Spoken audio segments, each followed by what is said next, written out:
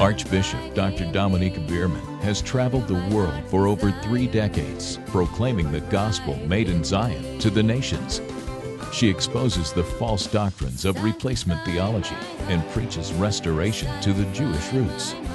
Now join Archbishop Dominiquae in the latest Bible School on Wheels, exploring the entire land of Israel.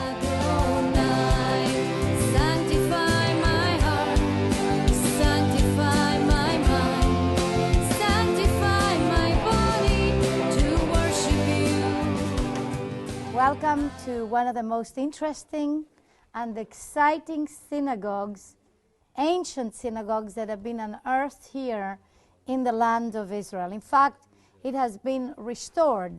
All these stones that you see around you are numbered, and they have a little number or a little name or a letter, so that they could reconstitute the synagogue from the ruins of how they found it. And they put the stones exactly where they were supposed to be according to the order how they were found after the earthquake. There was an earthquake here in 700s, in the 8th century, that brought down a few places. One of them is Beit Shean, that's in the Jordan Valley, one of the 10 Greek cities that was brought down completely, and it's an amazing archaeological site today. And of course also other constructions, especially on the Golan Heights, were brought down by that particular earthquake during the 8th century.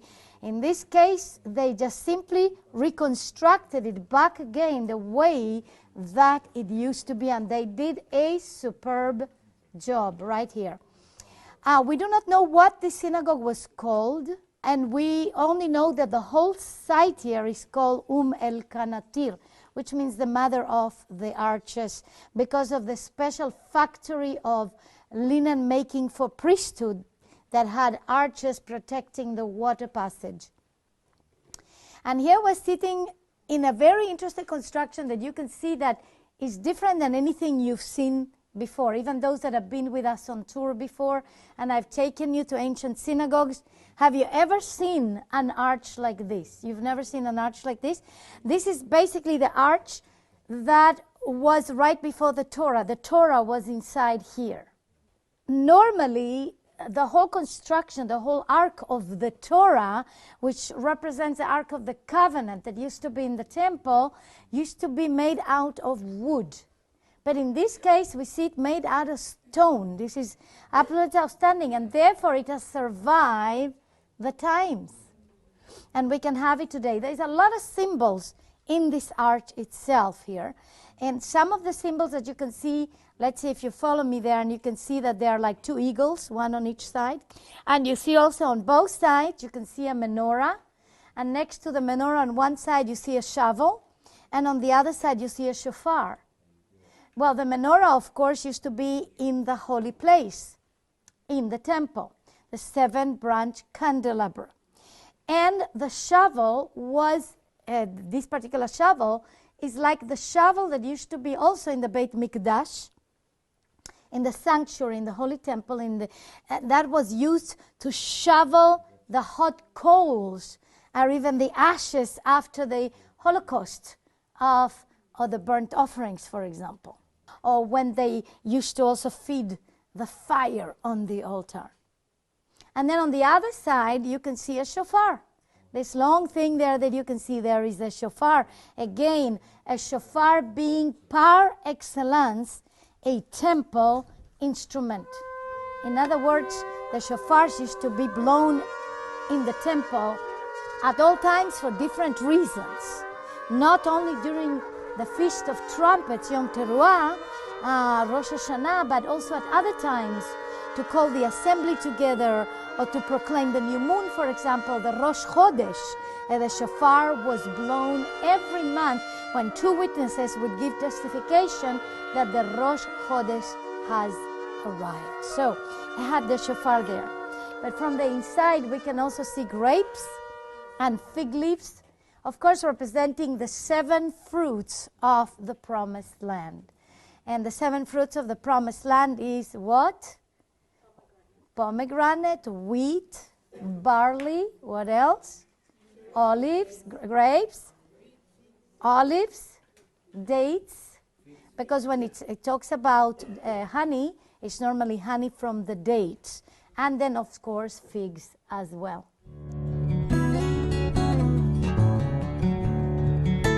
This tour is a Bible on Wheel tour. We travel north, south, east, west of Israel. We come to Jerusalem and we worship the real God of Abraham, Isaac, and Jacob in this land. Archbishop and the rabbi of this tour, they make their own sacrifice and own impactful lesson for us to learn, especially we are the Gentiles from all the nations. I myself is from Malaysia, and I learned this and I need to bring it back to my own land, because it's the 2,000 years old ancient path that is missing in our nations. I encourage you, come and join us next year in Jerusalem, and it will impact you again also. And now back to Bible School on Wheels with Archbishop Dominiquae Bierman. Now, as I'm sitting here, I'm thinking about the importance of the Golan Heights. We are in the Golan. And in the Golan, that's been so contested by our enemies, saying that this Golan should be given over to Syria. Again, that's how they say, given over to Syria again. We're going to study this thing biblically, and we're going to study this thing also historically. So first, I want to tell you that the area of the Golan is mentioned in the Bible as a city of refuge. And we're going to read the scriptures of that city of refuge in a moment. And the same word for Golan was also Bashan, because the Golan was in what was called the Bashan area, or what you would say Bashan. You may remember there was a king called Og, the king of Bashan. This guy was a big guy. He was one giant. And you may remember that the people of Israel fought against Og, and in fact Adonai Yahweh gave them the land of Bashan on top of the inheritance in the land of Canaan. I would call the land of Bashan, or the Golan, the cherry on the pie. I would call it the reward. I would call it, when you go to Ephesians 3:19 and it says that he can give us exceedingly abundantly above all that we may ask or think, according to the power works within us. In other words, the Golan was an extra something for the people of Israel. But this extra something was just like when you have a cake and you don't have the cream, and you're missing the cream on the cake. This is the cream on the cake. Right here. This is the cream in the promised land, in the land, but it doesn't belong to the land of Canaan per se, but rather to the land of Bashan. And again, the name Bashan and Golan are intertwined in the Bible. So when we talk about the Golan Heights, we are dealing with the land of Bashan. We are also dealing with another name that you will remember from the scriptures, and it's Gilead. Anybody remembers when it says, is there any balm in Gilead? Well, there was a tree, it was a poplar tree, not far away from here, that used to give a special salve that became that balm of Gilead that would heal untold amount of woes and diseases and problems. So when the Bible talks about things like a balm in Gilead or the cows of Bashan, it's not something abstract, it's something real. There were cows in Bashan, and they were grazing, and they were, of course, a very, very well-fed cows in this area. And there was a poplar tree that gave the balm of Gilead. Now, when, therefore, we talk about Golan, we talk about a place of refuge, cities of refuge. And it says in Deuteronomy 4:41 to 43. Then Moses set apart 3 cities beyond the Jordan toward the east. There the manslayer might flee, who kills his neighbor unintentionally and did not hate him previously. He may flee to one of the cities and live. Bezer in the wilderness on the plateau for the Reubenites, Ramoth in the Gilead. Remember the Gilead again? For the Gadites, and Golan in the Bashan for the Menashites. So here we see that this area of both Bashan and Gilead was given to the tribe of Gad and to half of the tribe of Manasseh. So when we're talking about does the Golan really belong to Israel or doesn't it belong to Israel, we need to go to the oldest sources where we can find historical proof. Where did it belong to? Did it really belong to Syria, to Hafez al-Assad, or to the Palestinians, or even to the Druzes that are today on the Golan Heights? Because there's Druzes here that are not Muslims, but they came out of Islam and they built their own religion.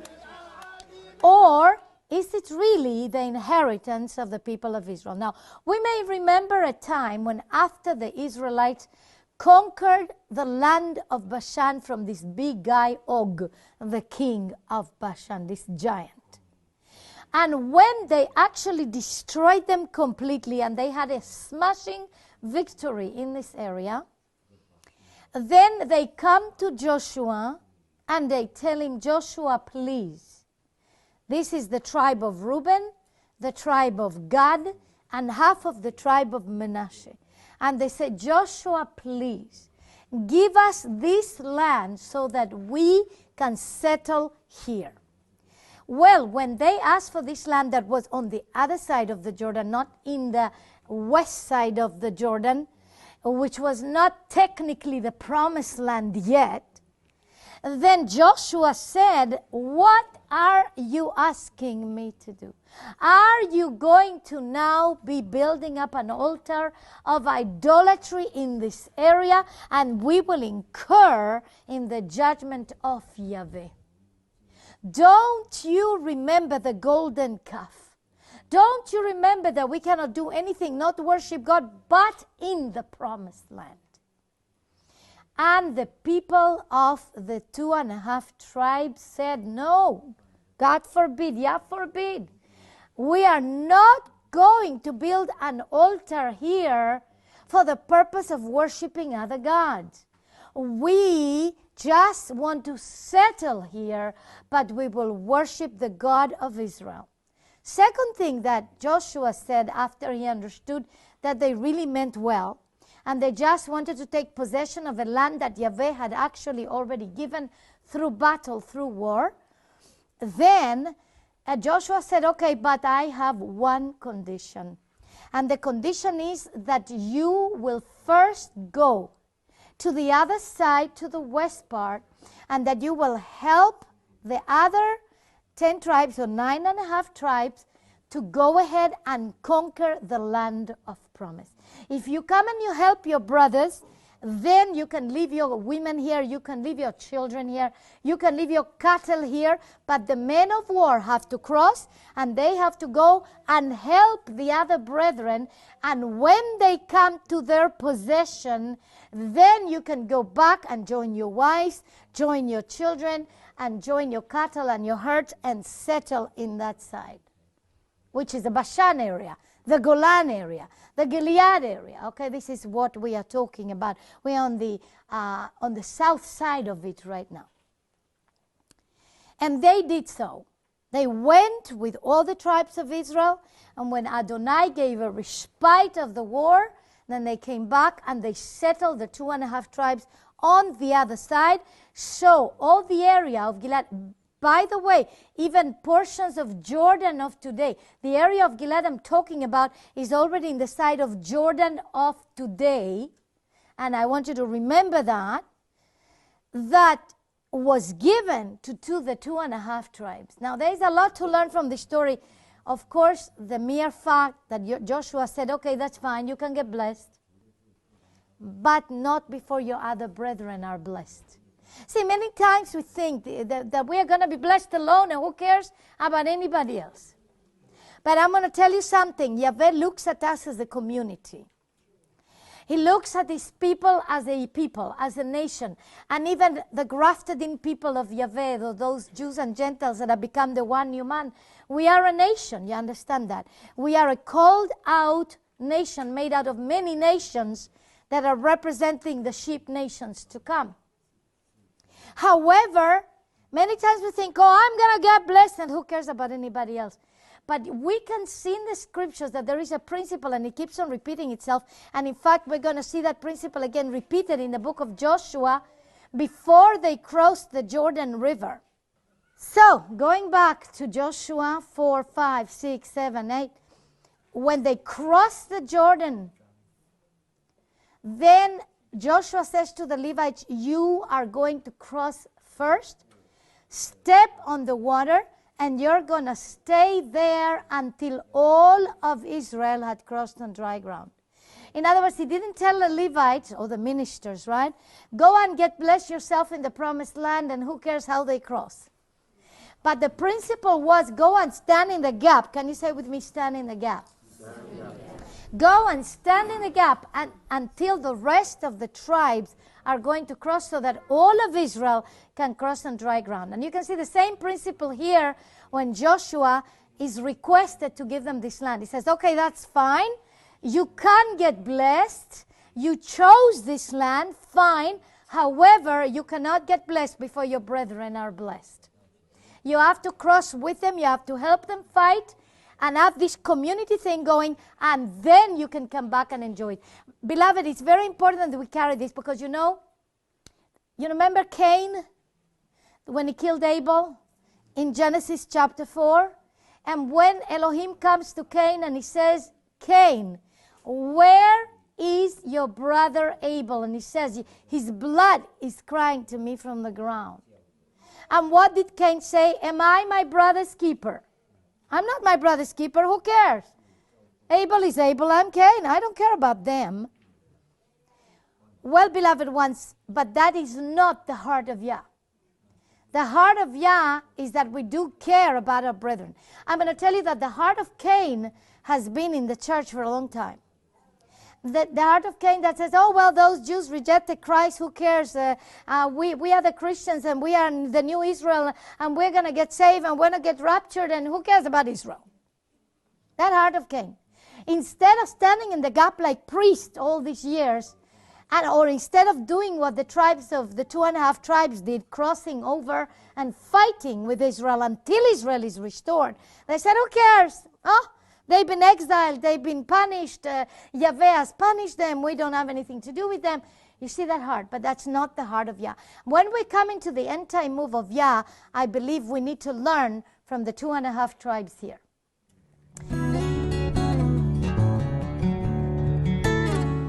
United Nations for Israel is an entity that has been set by God Almighty. It's very scriptural.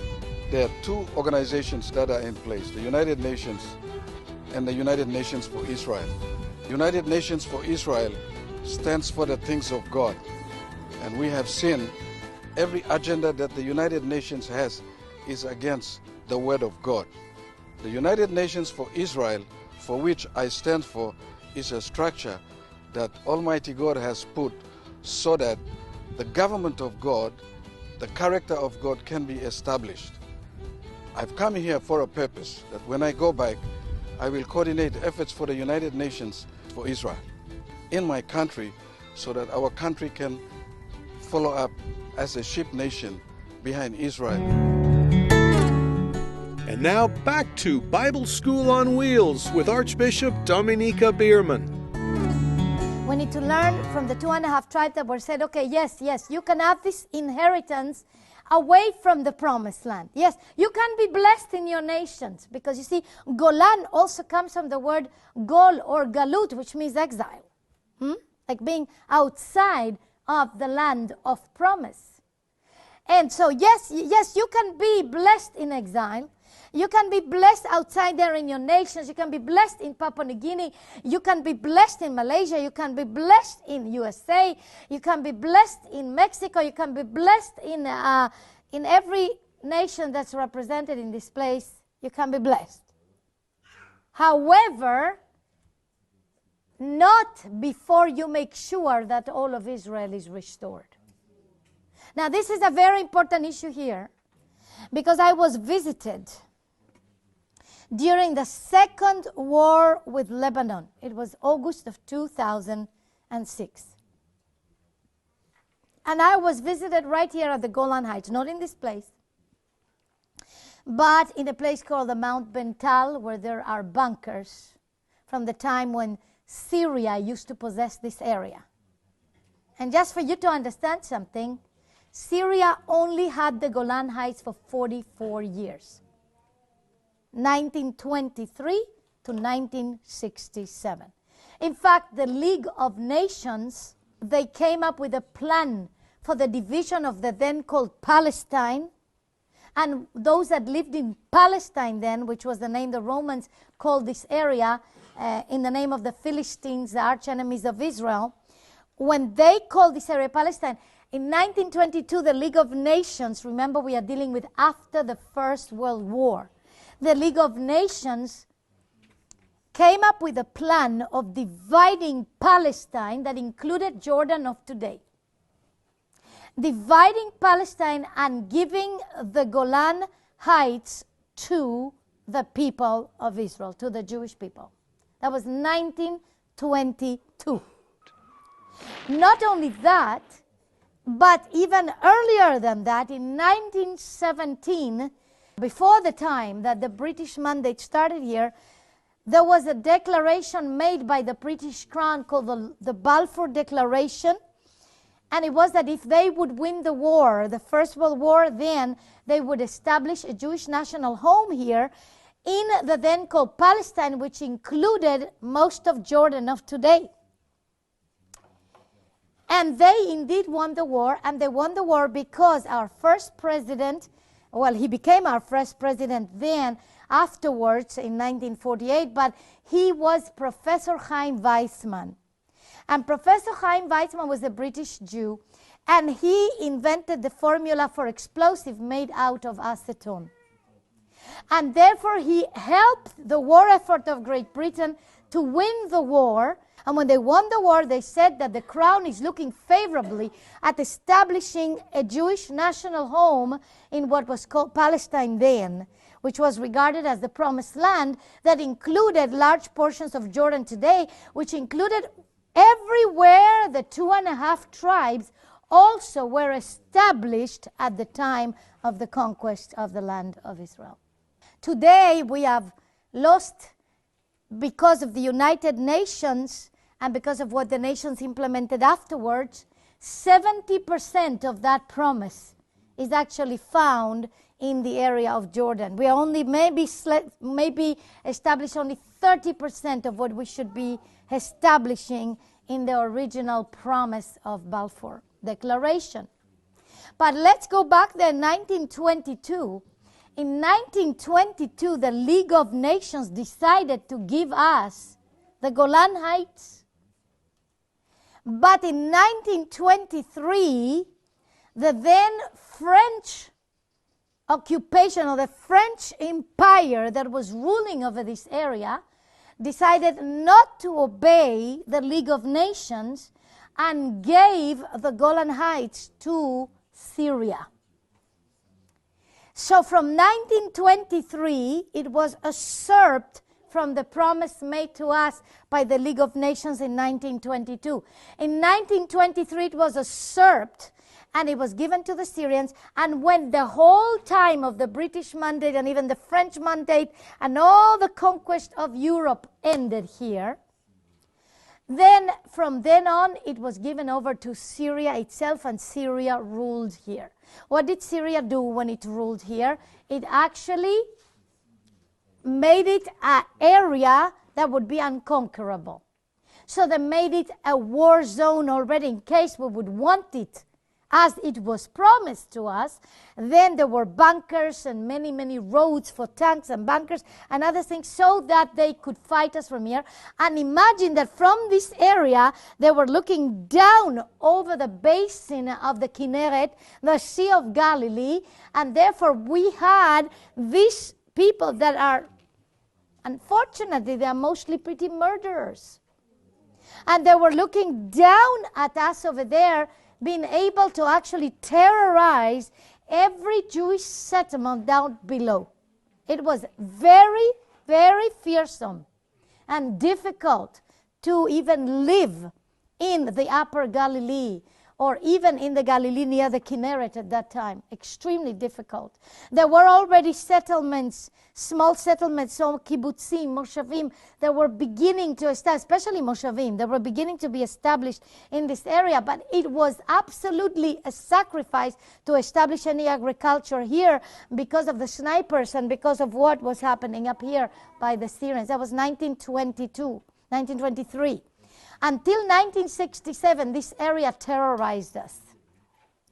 But in 1967, the Six-Day War, the miracle Six-Day War, where we were attacked by all the Arab nations around us, and we, little Israel, a nation of Shoah survivors, Holocaust survivors, that had no money for mega weaponry, and yet in 6 days, we managed, in fact in 6 minutes, because we destroyed the entire fleet of Egyptian air right there in the Sinai area, but then we ended up also taking all of the Golan Heights. And so we ended after the 6-day war with all of the Golan Heights that were promised to us in 1922, but it was 44 years later. You know, Elohim is a God of justice. He knew that it was promised to us. He knew that it was an unjust situation that the French gave it to the Syrians. You see, everything you're going to see in the nations is going to connect with what I've told you about the key of Abraham. I will bless those who bless Israel, and I will curse those who curse Israel. And you know, sometimes there is a time when justice is being executed. Whatever you sow, you are going to reap. France is reaping right now that they gave the Golan Heights to Syria. This message by Archbishop Dominiquae Bierman will continue in the next Bible School on Wheels. I have read The Sheep Nation as written by Archbishop Dominiquae when I was studying at my GRM. There is a chapter called Key of Abraham. When I'm praying for Hong Kong, I use this Key of Abraham to pray for Hong Kong protests. In addition, I also pray for the church, for Teshuvah, as judgment is coming. And this book I strongly recommend. When Matthew 25 said, the nations will be divided into sheep nation and goat nations. I strongly recommend to read this book. If you enjoyed today's program, we'd love to hear from you. Please send your comments, requests, or donations to kad-esh.org or mail to Kadesh Map Ministries, 52 Tuscan Way, Suite 202-412, St. Augustine, Florida, 32092, USA. Have a blessed week and join us again for the next Bible School on Wheels. Shalom.